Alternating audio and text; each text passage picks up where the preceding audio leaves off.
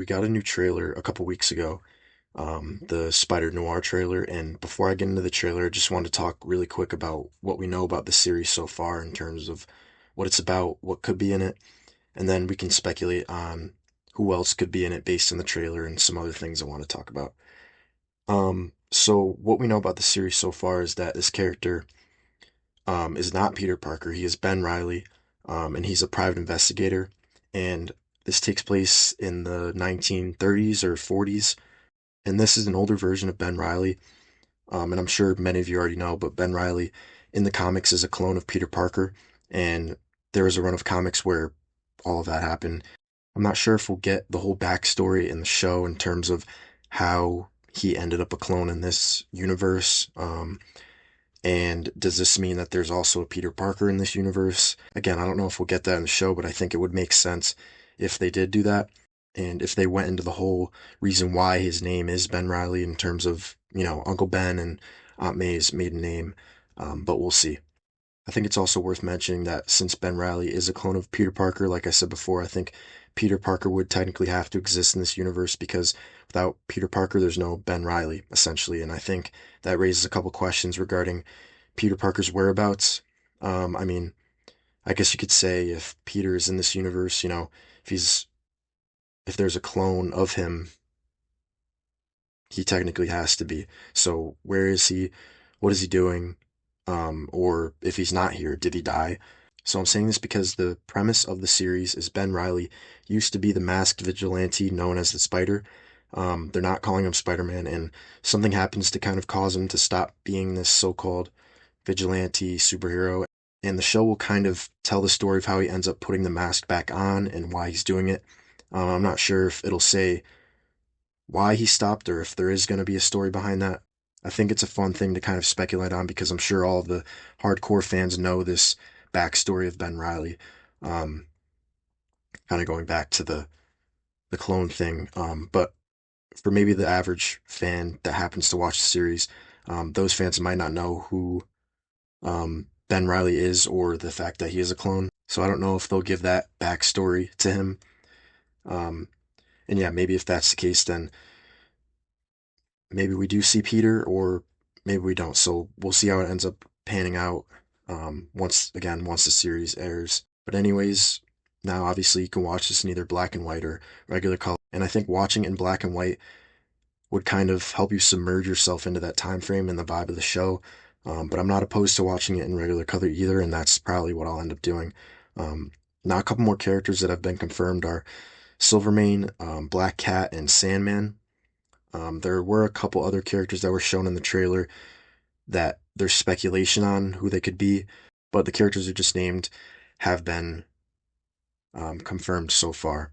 Now, kind of getting into the trailer and tying in what we know so far, the lady we see at the beginning is most likely Black Cat, and we do see a couple of other potential villains very quickly. One of them being possibly Electro.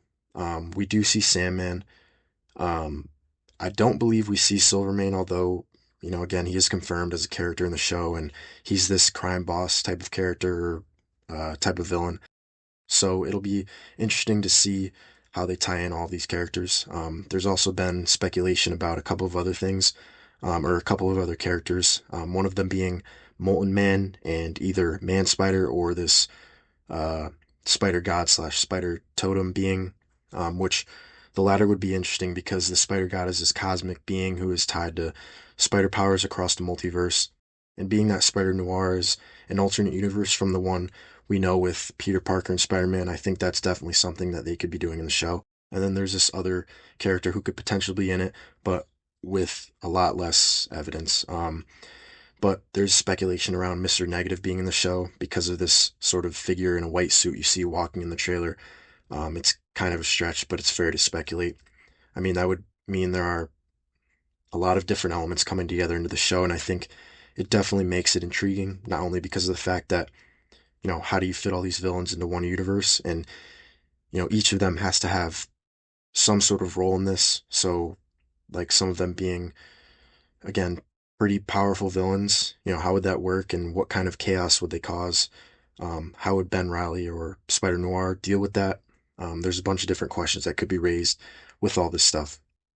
But again, getting back to the trailer and the fact that Ben Reilly stops being a vigilante at some point, it raises the question, is some of the stuff we see from the trailer before he takes the mask off for a little bit, or is it after he decides to put it back on for a bit? And I'm not sure if we see the incident or anything related to why he takes the mask off.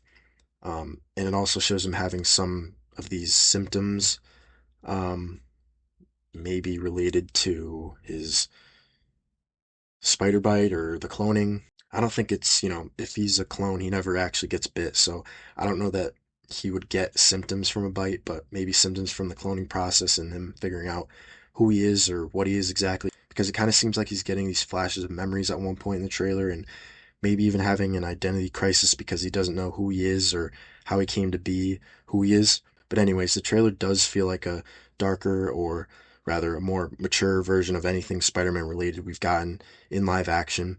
And it makes sense because this is an older version of Spider-Man and he is more mature and dealing with things that maybe a younger or, a teenager such as Peter may not have to deal with.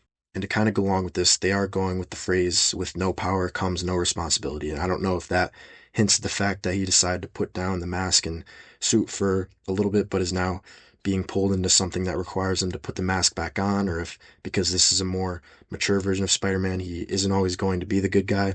He's just trying to do what maybe he thinks needs to be done. And then obviously we get a little bit of action and some web swinging, which is always good.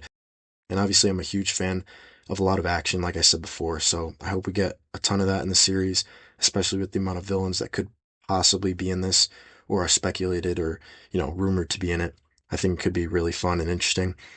And this comes out in May, so there's a little bit of time for maybe some things to be confirmed or maybe even denied for that matter. But I believe this comes out in late May, so about 2 months before the Spider-Man movie that comes out in July. But anyways, let me know what you think about this trailer if you're seeing this, and that's it.